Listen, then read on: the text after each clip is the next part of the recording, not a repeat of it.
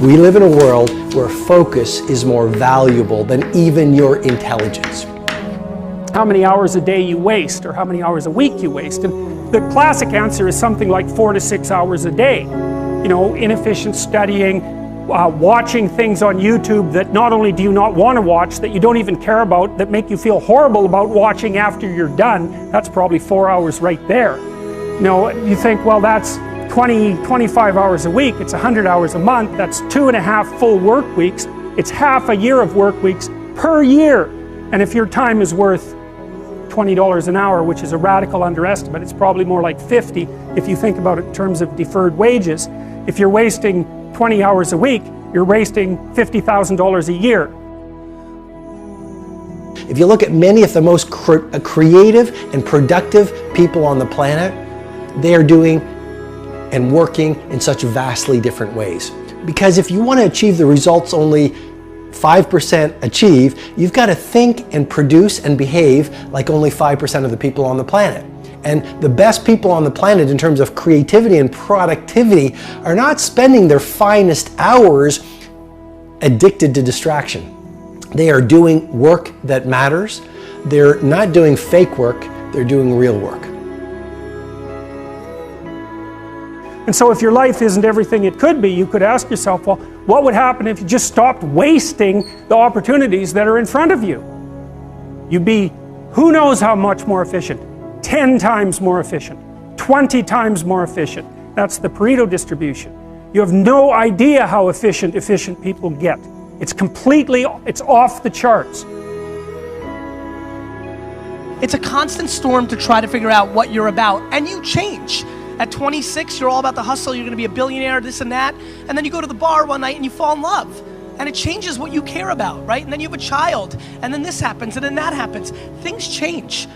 You just have to always consistently try to figure out what's driving you, and not because other people are watching, and not because that's what your dad wants, and not because that's what you said was gonna happen, and it doesn't look like it, and your family's gonna judge you. You just have to be as real with yourself as possible, and that is a very difficult struggle, but when you're not, you create enormous vulnerability and unhappiness.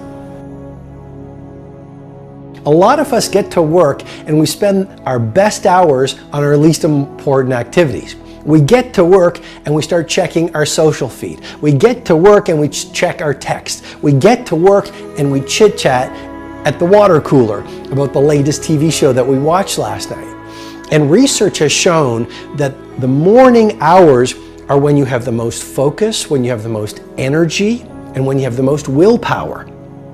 And so you want to use that first 90 minutes, you know, that is game time, that's show time.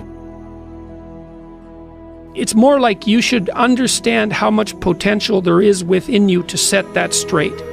And then you should do everything you can to manifest that in the world, and it will set it straight. And that's better than self-esteem. It's like you're in a crooked, horrible position. Okay, fine, there's a lot of suffering and pain associated with that. Yeah, you can't just feel good about that because it's not good. But you can do something about it. You can genuinely do something about it. Listen, you have to understand, just because you're a human being doesn't mean you're entitled to be a successful entrepreneur. They do what everybody else does in every genre. You want to be an NFL player and an NBA player, you try, you're not good enough, you do something else. You want to be a famous actor, you go to LA, you wait tables, you try to be on a show, it doesn't happen, you do something else. I don't know what they do, like something else. Your environment is so important.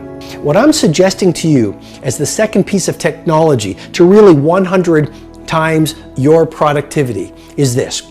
Install environments of tight bubbles of total focus. So install these tight bubbles of total focus and create these Menlo labs where you're completely distraction free. And then you will find your brain will drop from the beta state into the alpha state, where you will do your best work and get your best ideas. Stop doing the things that you know are wrong that you could stop doing.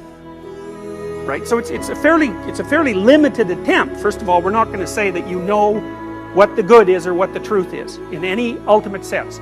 But we will presume that there are things that you're doing that for one reason or another you know are not in your best interests. There's something about them that you just know you should stop. They're kind of self-evident to you.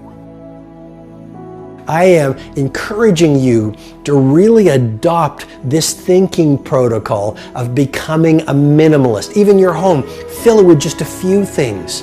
And especially your days, focus on just those few priorities that when you roll up your sleeves and go deep in them and invest what I call the trinity of your assets, your focus, your energy, and your willpower on those few things, they will allow you to birth art into the world, which will allow the world to call you world class.